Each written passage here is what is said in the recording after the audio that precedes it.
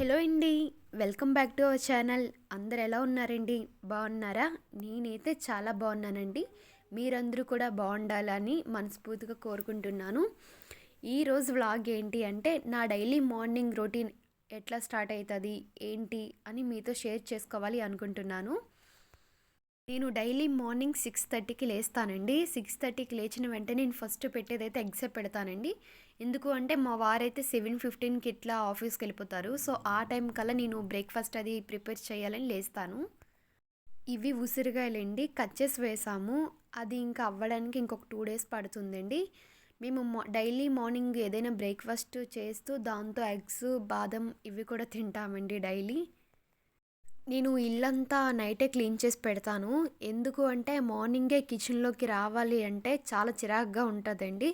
ఎందుకంటే తిన్నవన్నీ ఇంకా గిన్నెలవి కూడా ఇంకా అక్కడే ఉంటాయి. ఇల్లంతా డస్ట్ ఫుల్‌గా పట్టేస్తది. అలా అని చెప్పేసి నేను ఇల్లంతా నైట్ ఇంకా గిన్నెలేంటి మొత్తం అన్నీ నైటే వాష్ చేసుకుంటానండి. నీట్‌గా పెట్టుకుంటాను. ఇంకా మార్నింగ్ లేవగానే అసలు ఏ పని కూడా అనిపించదండి. కిచెన్‌కి వచ్చిన వెంటనే చాలా ప్రశాంతంగా అనిపిస్తది. అంటే ఎక్కడివక్కడ నీట్‌గా కనిపిస్తాయి. ఇంకే పని అయినా సరే చాలా ఈజీగా చేసుకోవచ్చు అనిపిస్తది. మళ్ళీ పాప కూడా సమ్ టైమ్స్ నాతో వేరంగా లేచేస్తదండి. సో అలా లేస్తే నాకు పని కూడా అస్సలు అవ్వదు.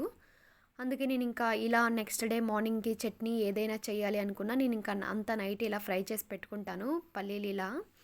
ఇంకా మా వారికి కూడా టైం అయిపోయింది. ఇంకా తనకి కూడా ఇంకా నేను గ్రీన్ టీ అయితే ఇచ్చేస్తున్నానండి. ఎందుకంటే తను డే గ్రీన్ టీనే స్టార్టింగ్. సో మేము గ్రీన్ టీ తాగితేనే మాకు డే స్టార్ట్ అవుతుంది మార్నింగ్. సో తాగిన వెంటనే కాసేపు ఇంక అట్లా అలా కూర్చుంటామండి. ఇంకా మా వారు కూడా ఇంకా ఫ్రెష్ అయిపోతారు. ఇంకా నేను కూడా ఇంకా కిచెన్లో అయితే పని అయితే ఇంకా చేస్తానండి ఇంకా వేరంగానే. చాలామంది అంటారండి, అంటే కిచెన్‌లో ఎంత పని చేసినా ఇంకా పని ఉంది అని డే అంతా ఇంక అక్కడే స్టే చేసినట్టుగా చాలామంది చెప్తూ ఉంటారు. అంత పని ఏముంటుందో నాకైతే ఎప్పుడు కూడా అర్థం కాలేదండి. పెళ్ళైన ఇన్ని ఇయర్స్‌కి పాప కూడా ఉంది నాకు. సో ఏంటంటే తను చేస్తది. అల్లరి చేస్తుంది గానీ ఎక్కువ పని మాత్రం ఎప్పుడు అనిపించలేదు. ఎందుకు అంటే నేను ఏదైనా సరే వెంటనే చేసుకుంటానండి. అందువల్ల పెద్దగా పనేమి కూడా నాకు అనిపించలేదు. చాలామంది అంటారు కిచెను నీట్‌గా ఉండాలి, అట్లా చేసుకోవాలి, చాలా పని ఉంది అని అంటారు. కానీ నాకైతే ఇన్ని ఇయర్స్‌లో ఎప్పుడు కూడా పని ఇంకా ఉంది అనైతే డేలో ఎప్పుడు అనిపించలేదండి. మాక్సిమం నాకైతే మార్నింగ్ ఒక 2 అవర్స్ పడుతుంది అంతే.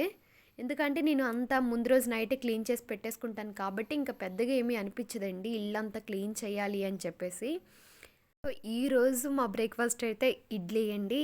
ఎందుకో తెలియట్లేదండి. ఈ మధ్య మాత్రం ఇడ్లీ మాత్రం చాలా సాఫ్ట్‌గా వస్తుంది. వింటర్‌లో అస్సలు మాక్సిమం రాదు. సమ్మర్‌లో బాగా వస్తది.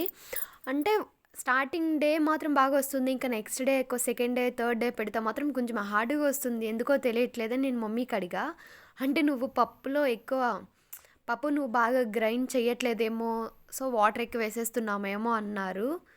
అయ్యుండొచ్చు మేబీ. నాకు అంతగా రాదు ఇడ్లీ. సో అలా అని చెప్పేసి నేను మొన్న ఇంటికెళ్ళేసరికి మమ్మీకి చెప్పానమాట. అప్పుడు మమ్మీ పెడుతూ నేను చూస్తున్నాను కాబట్టి ఇంక నాకైతే ఇంక అది అట్లా అలవాటయిపోయిందండి. మ్యాక్సిమం ఈ మధ్య ఎక్కువైతే మేము డైలీ మార్నింగ్ ఇడ్లీనే తింటున్నామండి. దోస రేర్ అండి. ఎందుకంటే ఆయిల్ కదా! మా వారు ఎక్కువగా ఇష్టపడరు. ఎక్కువ మ్యాక్సిమం ఇడ్లీ తినడానికి ఇష్టపడతారు. సో ఇడ్లీనే పెడుతున్నాము. చాలా సాఫ్ట్‌గా చాలా బాగా వస్తున్నాయండి. మా పాప మాత్రం అస్సలు ఇడ్లీ టచ్ చేయదండి. ఎందుకో తనంటుంది, "నాకిష్టం లేదు మమ్మీ, నేను తినను" అని చెప్పేస్తది. సో, తనకైతే మాత్రం మళ్ళీ సెపరేట్‌గా దోస చెయ్యాలి. సో, అదే కొంచెం మార్నింగ్ అనిపిస్తుంది.